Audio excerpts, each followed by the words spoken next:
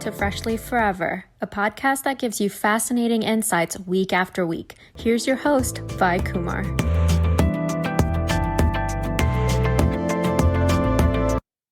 Hey folks, welcome to another episode on podcast Fresh Leaf Forever. Today I have here with us Dean DeBias. He's an operating partner and chairman of Reboot Partners, where he's a trusted advisor to boards and CEOs, helping them tackle their most challenging issues.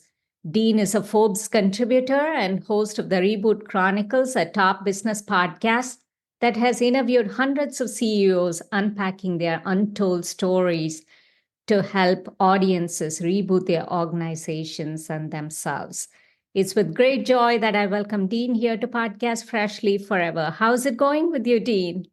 Going well. Good to see you, Vi. How's it over there? Well, pretty good. So just, I guess the next generation. Your podcast is doing well. That's looks good. Yeah. So thrilled to have you here to discuss about all this next generation of work that's taking that's becoming the buzzword now and kind of taking center stage. Yeah. So rebooting organizations and careers, that's kind of what you're an expert at. So your career journey, though, is a bit of a hybrid. So why don't you get us started there with all that background story and how you got here, Dean? A bit of a hybrid. That's fine. Yeah, some people would say a bit of a mess. My parents always ask me now, what do you do? And it was always a long paragraph. I grew up in the corporate world and was very fortunate to be able to basically start up companies inside the protected shell of some of the largest companies in the world, like Western Union, FedEx, AT&T, LG, and a company called Annixter in Chicago. And I just had a knack for since I was a kid. I started my first little venture at 14, and I was still when I was in high school, but kind of bringing just disparate, diverse people and things and industries together to kind of smash them up and create something new. So I learned how to do that at at FedEx. We created this service called Zap Mail, which is one of the first electronic mail carrier types of things. It was fax based, and AT&T partnered with them to invent the first fiber optic laser, which basically transformed cable TV. It took it from 24 channels to thousands. So that was a lot of fun. And then later, one of the AT companies I became a CEO of was the first games and metaverse, as they call it today, companies. That was my first Silicon Valley venture. But before I did that, my last gig was at LG. They bought Zenith in the United States, and my team, we invented the first cable modems to totally, as you know, kill dial-up and transform that industry. So for sure. Kind of grew up in this hybrid hardware-software thing. So I was into services and hardware and software, could never settle down into an industry. And then just I had this serendipitous moment where Steve Jobs was around, and I got to it really inspired me to quit my corporate job and move to Silicon Valley. So I did that and became a CEO, more of an entrepreneurial CEO, and never looked back. I just became what they called a serial CEO. I'm not sure why they called me that, but I did about 12 ventures where I would do that over and over and over again in different industries. So yeah, definitely a hybrid view, but I think it's a big message we can talk about later in terms of, what should people do about careers now, because there's some good tidbits in there. Mm-hmm. Oh, for sure. And as an operating partner and board member, CEO, you have taken over and run dozens of companies, Dean. Yeah. How do you make decisions about what projects organizations need to, just go after? That is a tough one, because I'm typically not the founder. They usually call Dean when it's time to have someone come in and reboot, the company. That's how I came up with Reboot Partners, because now I just do it, more in a advisor role. But for me, it comes down, it's very situational, of course. It is very personal, right? Because it's about me getting involved in a company for a few years. So whether it's a project or a venture or organization, it could be anything for the listeners to think about. So I kind of narrow it down to three, in this one, I think it was 3 Ps. Is it the right product, the right people, and maybe the right period of time to actually do this. Because I'm still doing this today, looking at dozens of things to get involved on, either from an advisor or a chairman role. But as a CEO, it's heavy duty because you're all in, right? So on the product side, it's like, so of those three things, I'll just run. Even if you're just taking a job at a company, just try to filter this through your selection process. Even if you're not the top dog, it doesn't matter. But is the product something people or organizations, if you're a B2B company, is it something they really want? And there, it's usually the case is not always yes. So right product, right time. And one way to think about that is, there's a difference between innovation and invention. So an invention is something you just bring into the world. Innovation is something that people want. But what's missing is the third level, business innovation. Will people pay for it the right price so you can make a return and make money? That's business innovation. And most ventures fail because they don't pass that test. That could be a whole podcast episode. So an example, I don't know, some products are just bad ideas. Cheerios lip balm comes to mind. They literally tried to do that product. So product's important. The right people is a tough one because as the CEO, you can change that, right? But I don't look at it that way. It's like I look at, is it a good team? Whether it's government or educational, because I'm involved in lots of government and university projects. It doesn't have to be a company. Are they good to work with? We're going to have fun together. And, is there a good board? You mentioned boards. And I learned that lesson very, very painfully once. One of my boards, AutoWeb, that I took public, was a very kind of unsupported, going with the current, trend of the hour kind of board. So even if you're not, looking at a board, just like who else is involved in the company? And do you agree with them? And then the last one, is it the right period of time? Especially if you're looking at a new venture. So there's all types of products that are just, it's a great idea. It passed the first test. I love the people. Then I look at, is it really too early or too late for markets? And at one point I looked at joining Palm Pilot way back in the day, and that product was just too early. Everyone's using it now, but they basically proved out the thing. And another one. So the synergy is important, right? Those synergies have to kind of align for anything to, just become big, right? Oh, yeah. I was just pointing out, some products, they could still be a cool idea. You love the people, but you have to ask the people, it's like, is this product actually, is it the right time? Like another one was Microsoft Zune. No one remembers that, but it was like a little music. It was a copycat product because Apple was getting all the rage and it was too late. So sometimes things are too early, sometimes it is. So the timing is important too. But anyway, those are just the things I look at. That's the filter. And you can do that on anything that you get involved in. And you often call large corporations BFSs, right? So is that a bad thing? Yeah, I get a lot of flack for this. BFSs means big, fat, and slow. And so I make fun of a lot of big companies in my Forbes articles, on the podcast, when I'm teaching. But it's a trap because I also say, hey, it's okay to be big, fat, and slow, because most of the companies I'm working with or talking about are massive, multinational companies. They're billions and billions in revenue. Of course, they're going to be big and fat and slow, just like governments are, right? But what's the cautionary tale there is like, oh, if you put those three together, what's the connective tissue between the three? And the three things I identified that I hate is irrelevance, obscurity, and decline. That's the bad part. That's the downside, big, fat, and slow. So the question is, how do you, maybe not change the whole company, but still stay away from decline and irrelevance? And so many companies are struggling with this now. Macy's right now is trying to, differentiate itself and say, hey, we're not getting the young audience. What are we going to do? We're not getting the luxury audience anymore. What are we going to do? So a lot of these big companies can, reboot themselves. But I think and especially in retail markets, relevance, that's very, very significant, right? Yeah. Gen Z relevance. I think everybody is trying to fight and get in that radar now. XYZ and alphas to boot. Yeah. So, I don't mean to pick on a certain industry. You could take any industry, any organization. It could be you're going to NASA and working it down there. It's like, hey, what is it that can, but when it comes to industry, it's like that irrelevance, obscurity, and decline is what is leading to many of them falling off the S&P 500, going out of business, being bought out.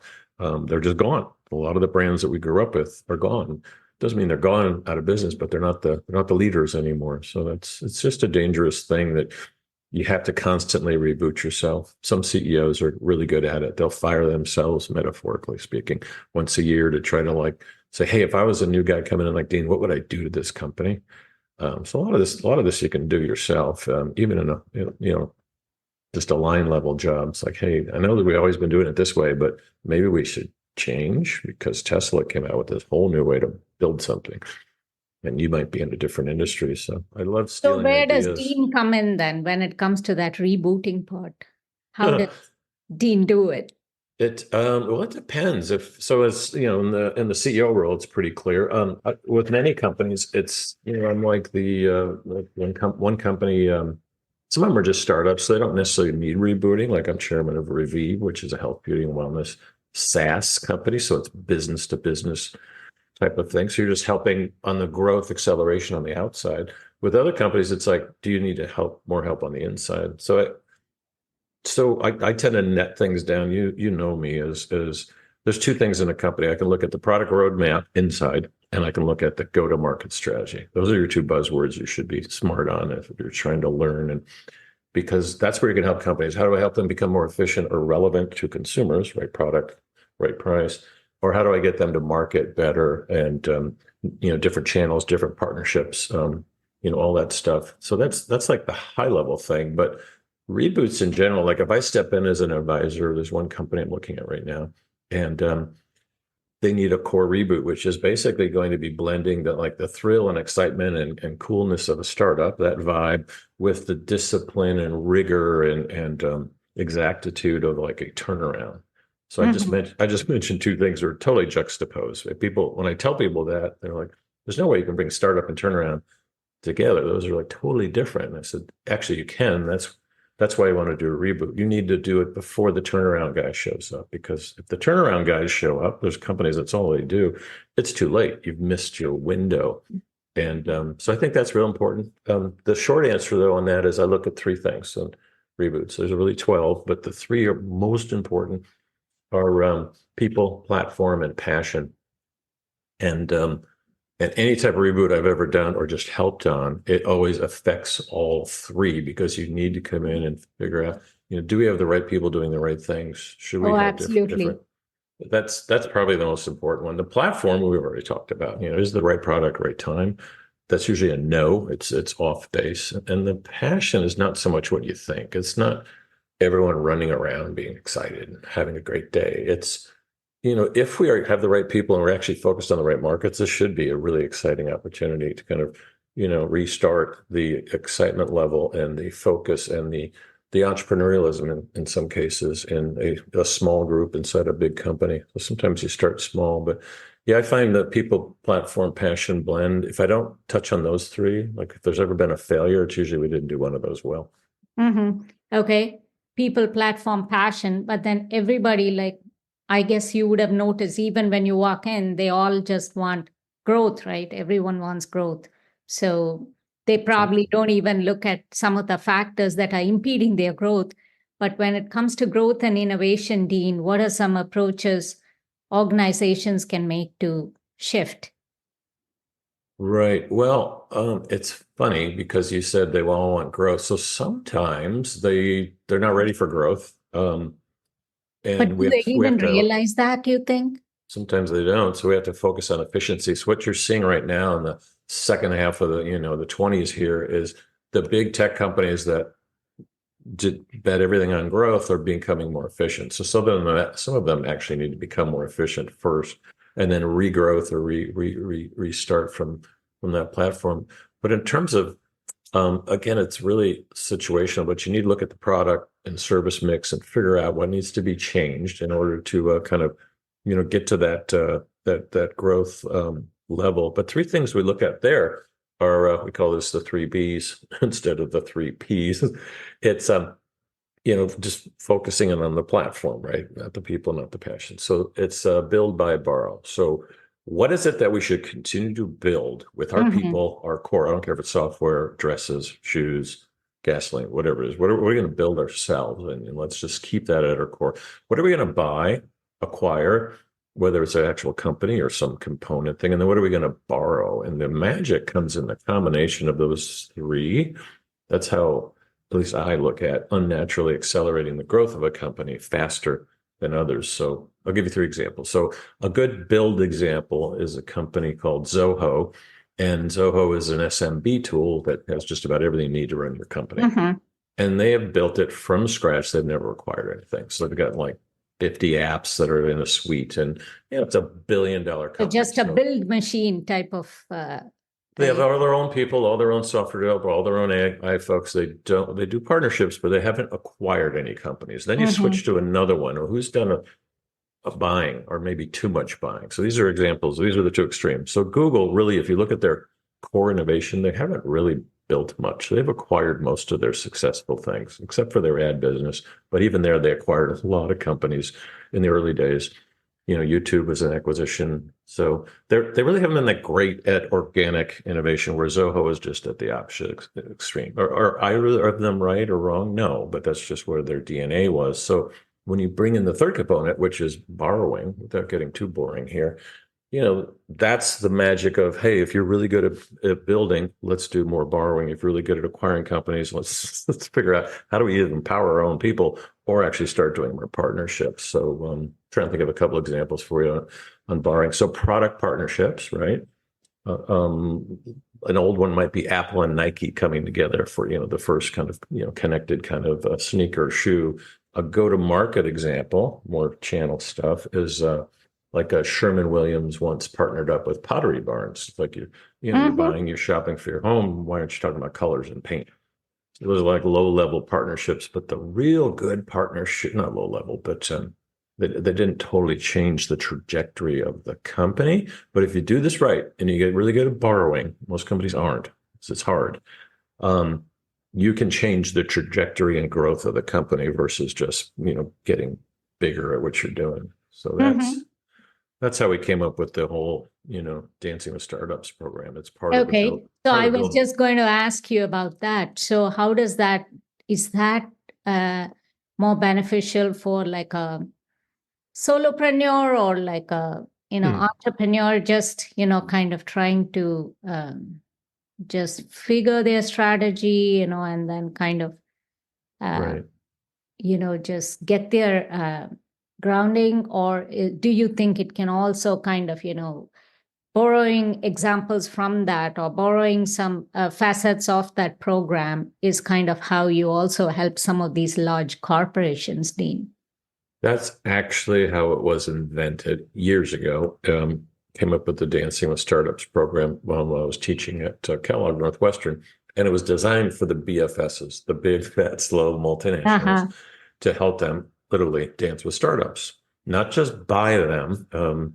Again, this could be a 2-hour talk, but how do you actually start slowly dancing with them to affect your trajectory and affect your culture and affect your growth and affect whatever. Some of the M&As, right? Some of the mergers and acquisitions and all of that. And that's usually the last choice. So there's 4 things we help them with. These are big companies, and you can flip it and entrepreneurs can do the same thing, but in reverse. So there's 4 things that big companies can do to be more entrepreneurial and dance with startups. There's actually way more, but the 4 that we found most useful are basically enabling your current employees to become more entrepreneurial and giving them the tools, or actually hiring new people, but they're basically full-time employees. They're on payroll. They don't have much to do with the entrepreneurial ecosystem.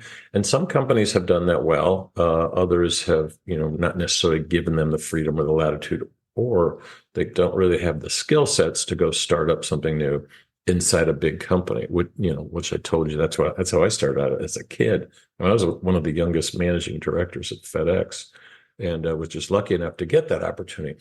So they need to give people more opportunities like I had to start things, whatever it is. Could be a product, could be anything. It doesn't have to be a big venture. So that's essentially enabling who you have. The second one is embedding entrepreneurs inside your company. So this is going out and bringing more entrepreneurial talent into the company. So that's whether you're involved in an accelerator or an incubator, or like Disney partnered up with Techstars years ago to try to find different types of companies that they could partner with. But this is more bringing, like you said, solo entrepreneurs need to come into large corporations to help them be a part of it, or blending them together somehow. The third one is my favorite. We call it separating. So separating from the mothership. This is all in a 4 square, if you can imagine it.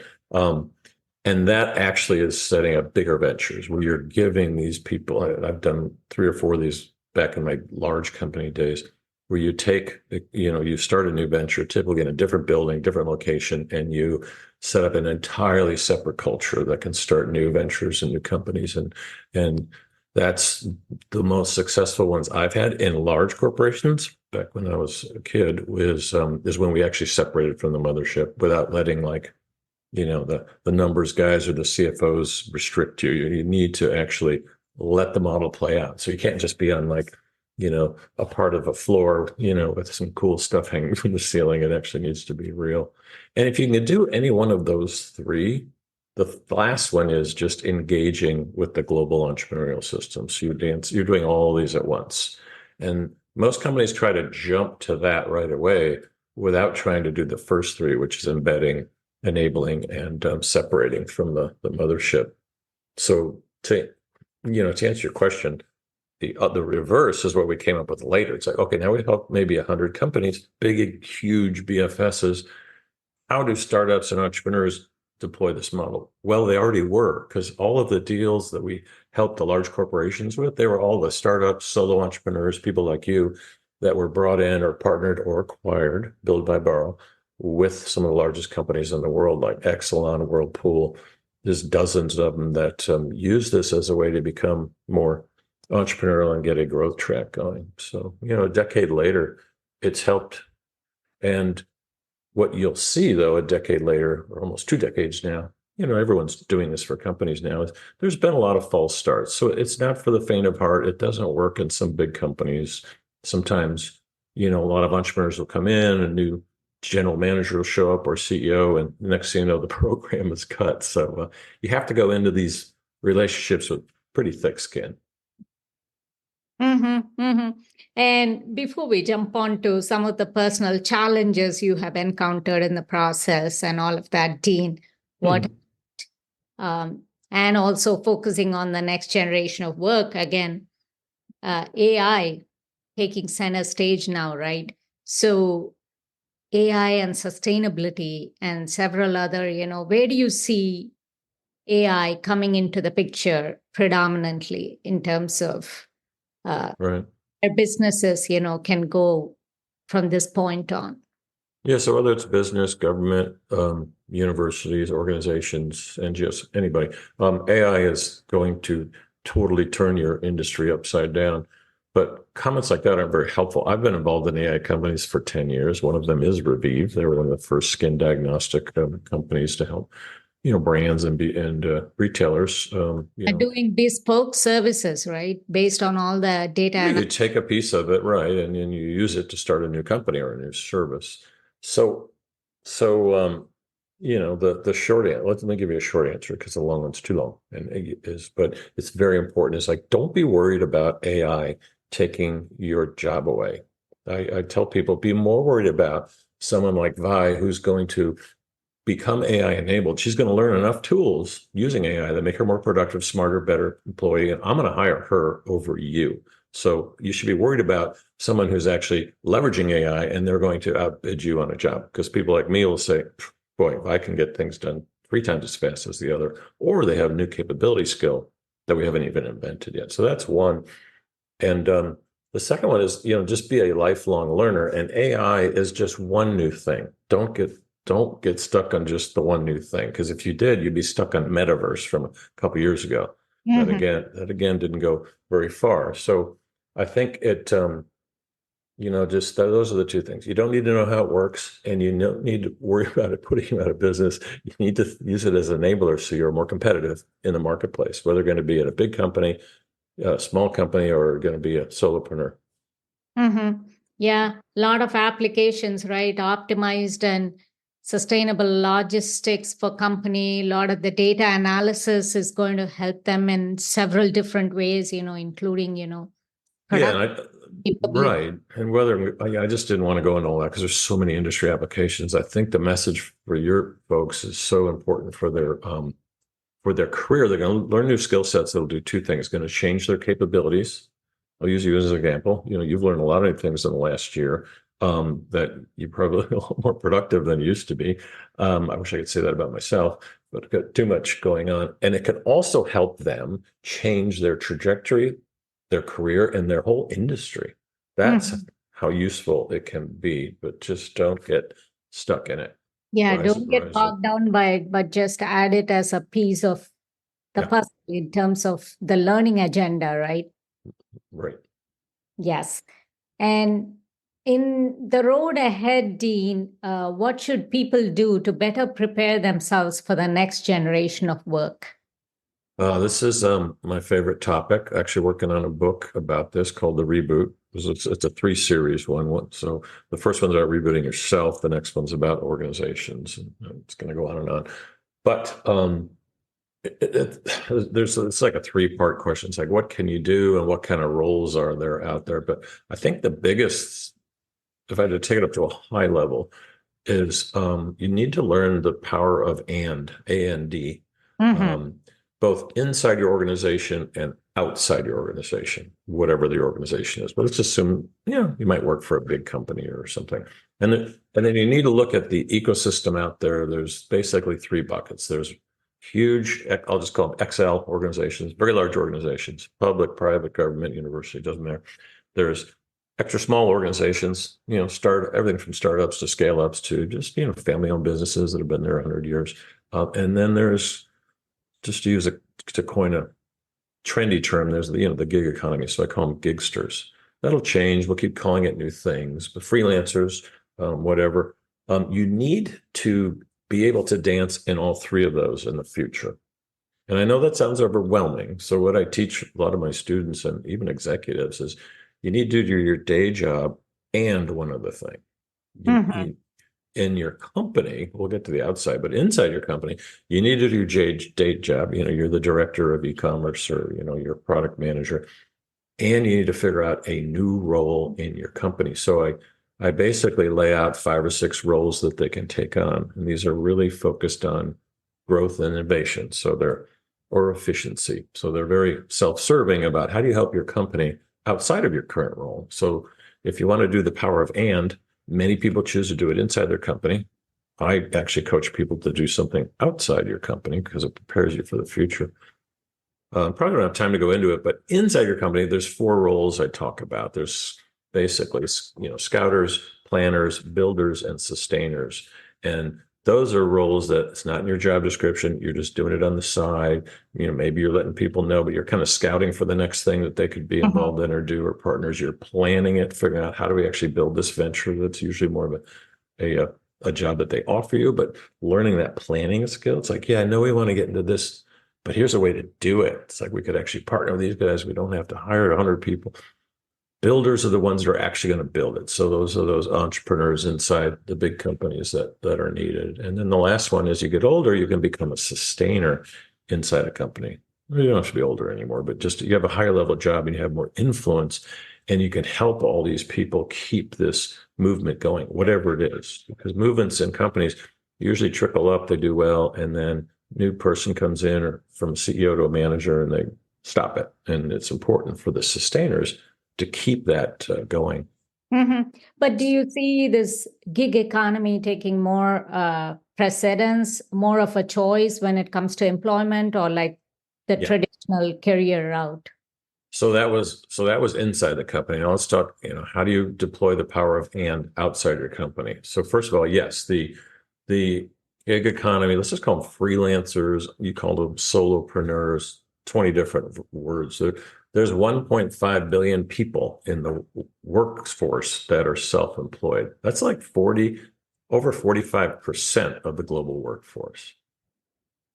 That's a shocker. It's just a shocking number. And that number, so when our parents were like in charge, that was a very low number. There was a lot of small businesses, but There's never been a better opportunity to do something on your own. So no, I don't think it's going to go away. The important thing and the power of and is, what do you do outside your company? So you got your day job, you work for a company, maybe you're doing your own thing, but what else could you be doing?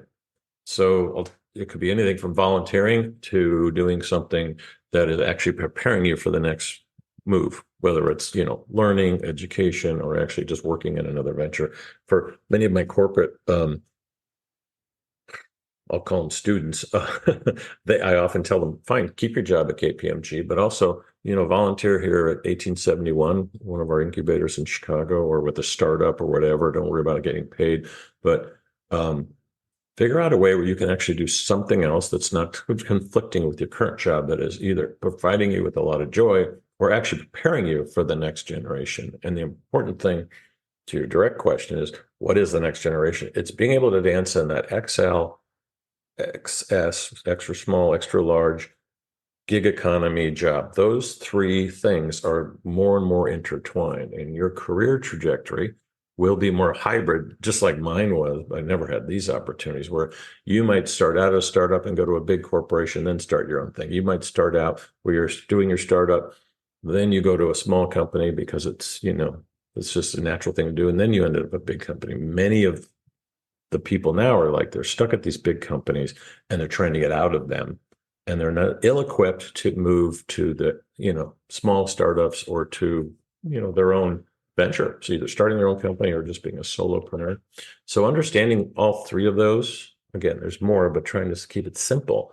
It's a global economy where you can kind of dance in all three of them. And it does prepare you for, right now, a lot of companies are going through layoffs where the people that have done this, they're more prepared to be gigsters and start it on their own and, create a small business. Others still want the safety of the next big one, but they may hang out a while in the entrepreneurial space while they, try to find their next big job. Is that the best route then to kind of finding purpose in what they do, Dean? Because a lot of times I think people get bogged down and frustrated with what they do, and maybe some, they get stuck, for lack of a better word, and I get stuck. impacts I mental. totally get it. It goes to the point that it starts to even impact mental health, right? So it does. So you mentioned purpose, and I find that finding your purpose is critical. It's critical to, like you said, your physical health, your mental health, your happiness. And there's a lot of consultants and diagrams out there that'll show you brings all these things together. I'm drawing a circle for those of you not on the video feed. And they say purpose is in the middle. So I'll show that slide first. And I said, this is a trap. Don't ever think purpose is in the middle of all these beautiful things, because none of us can do all those things at once. Purpose is a very fleeting situational moment that you just have to create yourself in life occasionally, or with people. There might be something Vi and I do as a project or a venture, or maybe I'm finding it right now just recording this podcast with her. And most people think purpose is like, I have to have it all the time. So I basically, it took me a while to get to this. I used to make decisions where, you asked me before, how do I make decisions? It was like, can I make money, and is it fun? And if I could check both of those boxes when I was younger, I would just do it. I wasn't very picky. Had to be both boxes though. And then I realized later in my life something was missing. There was no purpose. It was whatever. It was just, anything from like upsetness to sadness to depression. You're just like, boy, all I'm doing is working. So I added a third one to the mix, kind of accidentally. So I added impact. So the way I make decisions now is fun, money, and impact. And if you put those three together in any graphic that you like, now I only have to check two of those, not both. But if I can check two, I'm pretty happy with it. So if you take fun, money, and impact and put them together, it's the connective tissue again. Between the three is where I find purpose. So I'm like, hey, there's a job here. It's fun, but there's not a lot of money. So that's probably a startup. Should I do it? Yeah, I think I'm going to do it. Should I do something for impact and money? I'm like, well, that's the hardest thing to find. For me, it's public speaking. It's like you get paid, you're motivating an audience. That's nice. Most of them are like, their impact, but they're not a lot of money. That's like volunteering at at an organization, whether it's everything from your church to a business group. So you can do all these combinations. And what I've found mistakenly, Helps keep is your passion and find your true calling, right? yeah, but it's situational. It's like that's why the power of and is so important because your fun, money, and impact will be different from everything you do. So there's some things that you just need to give up on and say, I'm not doing this for money. I'm doing this for, fun and impact. There's other things where you're saying, it's my day job. I'm doing this for money. I'm actually not having any fun, but I'm going to tolerate it a little bit longer because I have a couple other things going on that do bring me joy and passion and purpose. The trap I was saying is if you try to bring all that together on your day-to-day job every day, it's basically demotivating. It's too hard to do. So you need to give yourself a break and create situations where you can find a little passion and purpose situationally, either day by day or project by project or company by company. Gotcha. So, what about any personal challenge or career advice, if you will, Dean, for our audience, and all about everything else that's on the cards for Dean DeBias? Yeah, I mean, I have no shortage of personal challenges. I mean, everything I just described has been a lot of fits and starts and learning curves along the way, and that's why just try to help people learn from that, figure out how do I learn from other people's not so much mistakes, but different hybrid versions of themselves. So you have to. My biggest one was, oh boy, moving to Silicon Valley. So when I had this, encounter with Steve Jobs and decided to quit my pretty successful corporate career. I was doing really well in Chicago and moved my family out to Silicon Valley. I took my first flight out there, been there a lot on business, so I loved it. And I landed and had my first meeting, and I instantly felt, wait a minute, in Chicago in my corporate life, I was this young whippersnapper, whiz kid. And somehow, as I flew out to California 4 hours later, I was like the oldest guy in the room. And So, you were a different person. I was only 30. No, it's just like everyone was so young in Silicon Valley. And in Chicago, everyone was still, I was the young one, and they were all the old people still wearing suits. And so I just like instantly it all changed, which was very strange to me. But the toughest challenge was not that. Obviously, it was a little bit, but it was okay. A, you need to be more entrepreneurial. B, you're in charge. You're not like the VP of product. You're the CEO of the Imagination Network, the largest games company in the world, which was currently run by AT&T. And I quickly figured out, so here I am. I'm a CEO of a subsidiary of one of the world's largest corporations, one of the first companies on the stock exchange in the US. And I quickly figured out that they had bought the company for the wrong reason and probably hired me for the wrong reason. And we spent the next 2 years, rebooting the company, getting it switched over to different platforms, and Microsoft 95 was coming out and all that. So it was a triple challenge of, wrong people, wrong owners, maybe the wrong time, and they were pretty far behind. So it was and you question yourselves in the middle of a meeting at 2 a.m. in the morning when the servers are down and things aren't working. Anyway, so we ended up, I didn't know it was going to be a reboot. So this is where I kind of got the reboot skills on your own, where you're not really protected by anything. But we quickly figured out who owned us shouldn't own the company. So we had to divest the company from AT&T and sell it to whoever was interested. At the time it was Microsoft and AOL. We ended up becoming the AOL Games channel, which was just nirvana. We went from being this, company we're not sure where it should fit. Again, biggest game company out there, to AOL, which was like, oh my gosh, we're so glad you're here. So bad situation turned into a good. But yeah, be careful what you ask for, and do your due diligence. As I said before, that whole all the things I said about right place, right time, right people. Is important. And the only other advice I would give is just go back to the power of and. What is it that I'm doing that maybe isn't giving me purpose or passion or whatever, but understand that's fleeting. You can still work through that. But what else should I be doing right now? Instead of going to, I hate to say the gym, but instead of going to all the normal things you do, you could carve out 1 or 2 hours a day to do so many things, including just using your computer to learn a new skill like AI, or helping at a startup, or if you're at a startup doing something different. But you need to have multiple skill sets so that for the revolutionary times ahead in business, which is going to be, moving between large companies, small companies, entrepreneurial ventures, teaching, or nothing for time, for gaps in your time. Yeah, like you said, pro bono, offer your skills pro bono, and then kind of, that's definitely going to offer more learning opportunities. And definitely the power of and is just amplified right there, correct?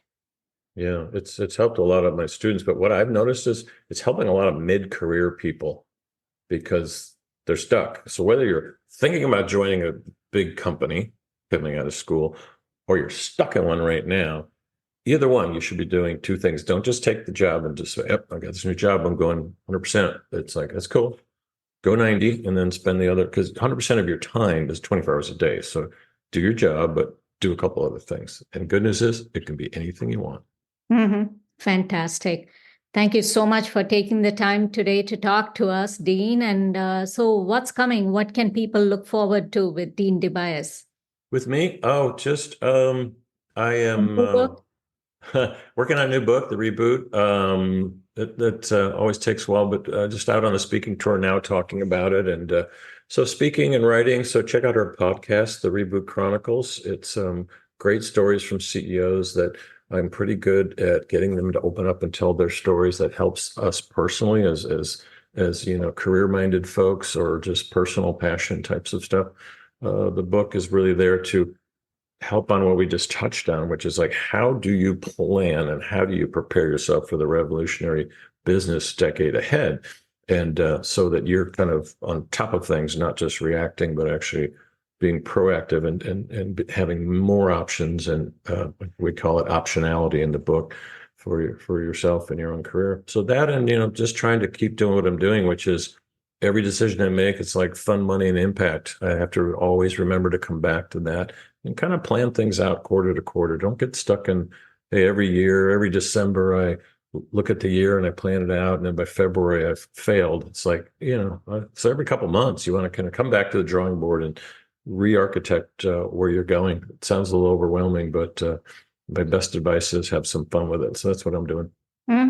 Perfect. So such wonderful nuggets there for sustenance of work and for, everyone there thinking about the next generation of work. Thank you so much, Dean, for taking time to talk to us today, and wishing you the best with the podcast. And speaking of the power of and, I've had the pleasure of working with Dean DeBias on his podcast, The Reboot Chronicles. So that has helped me.